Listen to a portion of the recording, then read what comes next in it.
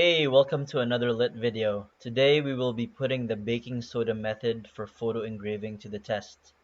The purpose of this test is to find the optimal combination of speed, power, and water to baking soda ratio for photo engraving on wood. In this case, we will be using Baltic birch ply. We want to find the combination that will produce the highest contrast between the engraving and the wood itself at the fastest speed and the lowest power settings. At the end of this video, we will go ahead and engrave an actual photo using the optimal settings that we found, and we will compare it to a piece of wood that hasn't been treated with baking soda. For the testing phase, we will be engraving a power scale on 7 different Baltic birch blanks. Each blank will be sprayed with a different ratio of water to baking soda. If you would like the power scale file, I'll make it available on our website free of charge. Link will be posted in the description below. The speed will vary from 100 millimeters per second all the way up to 300 millimeters per second, and on each speed we will increase the power by 2% increments, starting from 10% going all the way up to 24% on a 50-watt laser cutter. Note that this number will be different depending on your machine's capabilities. We will keep the LPI at 318. For the blanks, blank 1 will be our control. It will not be sprayed with anything, so it will not have any water or baking soda. Blank 2 to 7 will have the same amount of water in the spray bottle, which is 1.75 cups, but it will have different amounts of baking soda.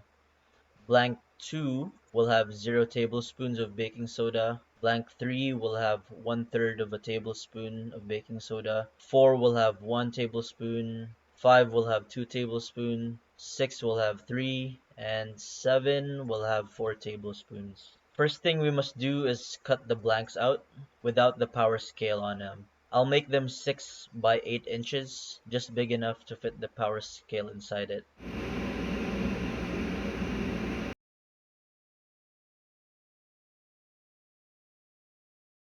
Once you cut out your Baltic birch blanks, they're 6 by 8 inches. We're gonna need to sand it down to make sure the top is smooth and flat. Then after that, we will spray it with different concentrations or ratios of water to baking soda. Okay, these are the sanded blanks. Also, a tip is to make sure that you remember which side you sanded. On the other side, I put some labels on there for which concentration of H2O and baking soda we have. Here is the spray bottle we're going to use. I'm pretty much going to fill it with whatever concentration it is that corresponds with each blank. Make sure to spread an even layer all throughout, and don't wet it too much or else it's your wood is gonna warp.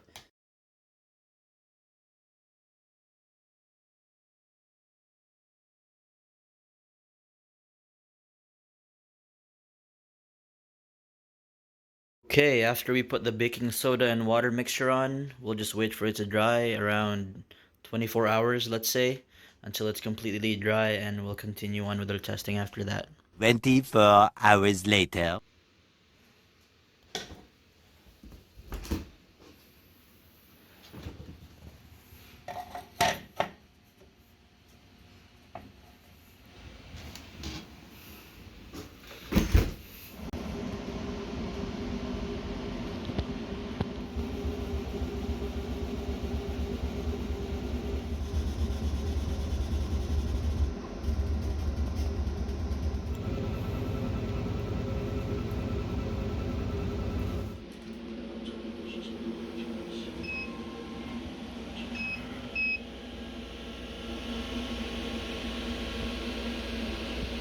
All blanks have been engraved now.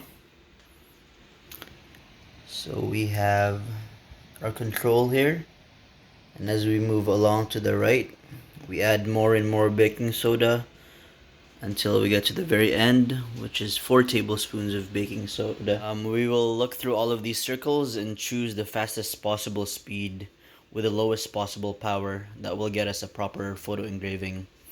For this test, 300 millimeters per second is our fastest speed, and 10% power is our lowest power. Although 300 millimeters per second sounds good in theory, there is a problem with setting your speed too high. A photo engraving is a dithered image made of thousands of tiny dots. The darker areas of the image have more dots than the lighter areas, and that's how you can get your shading on your photo. So if we set the speed too high, there's a chance that the pulse of the laser cannot keep up with the speed of the head. So you end up getting a lower quality image. So to combat that, we lower our speed a little bit.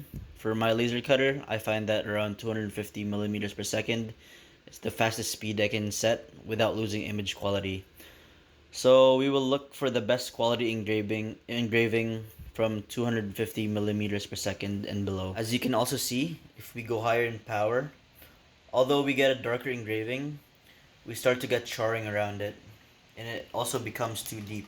So we don't want to choose a power that's too high. We will aim for 10% in the 10% line right here.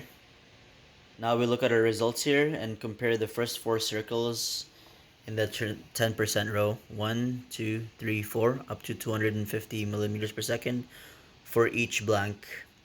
And we will compare each blank and see which one will give us the best finish. If we look at blank 1, which is our control right here,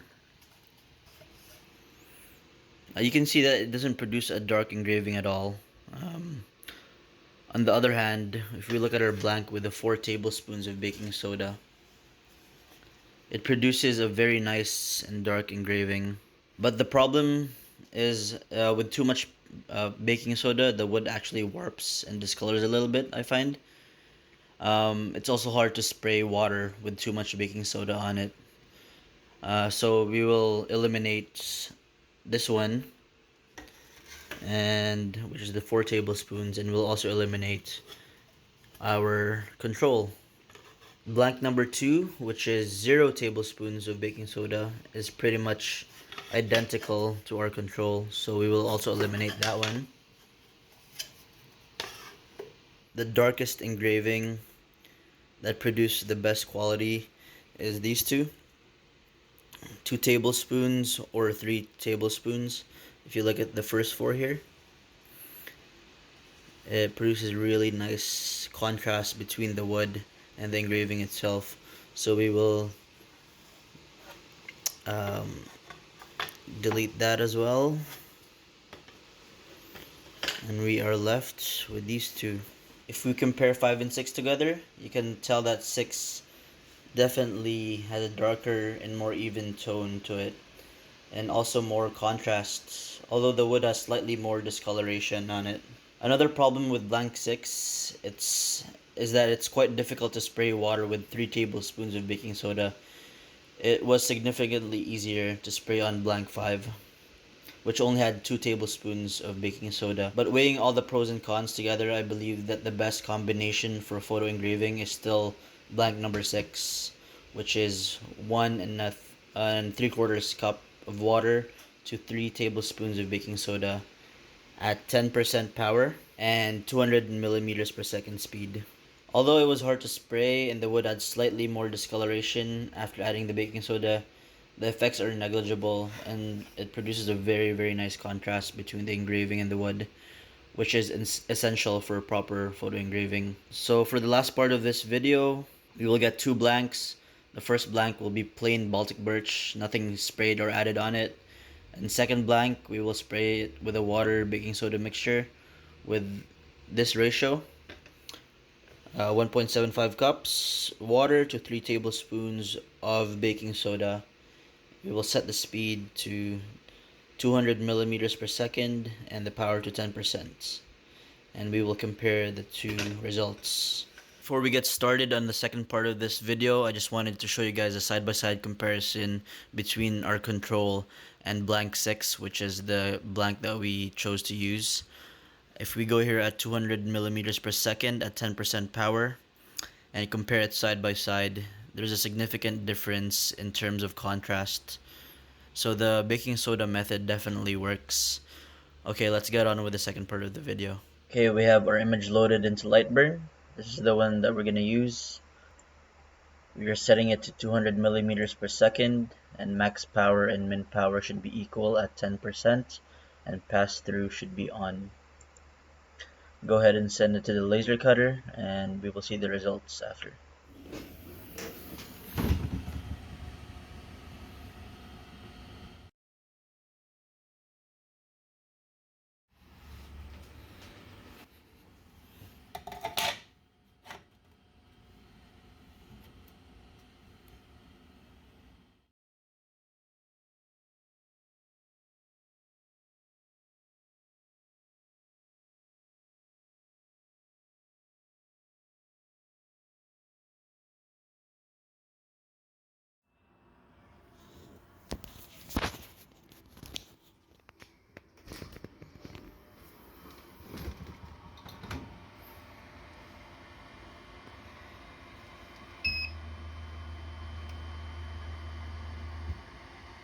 Here are the final results.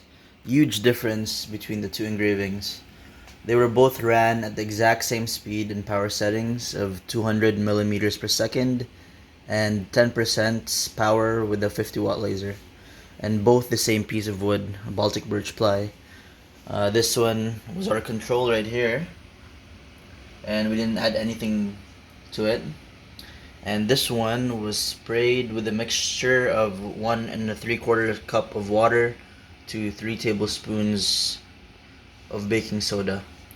Much higher contrast than our control, and the tiny details are popping out way more.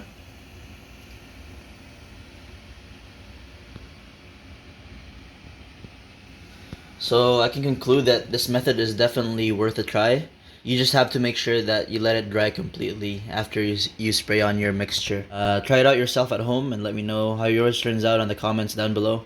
Again, I want to remind you guys that each machine will act differently, so there's no magic setting that will work for all machines.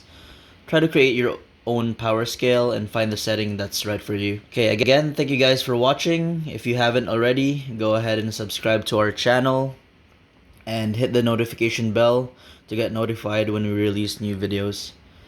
This is Marco from Laser Illusions Technology, and I'll see you guys in the next one. Cheers!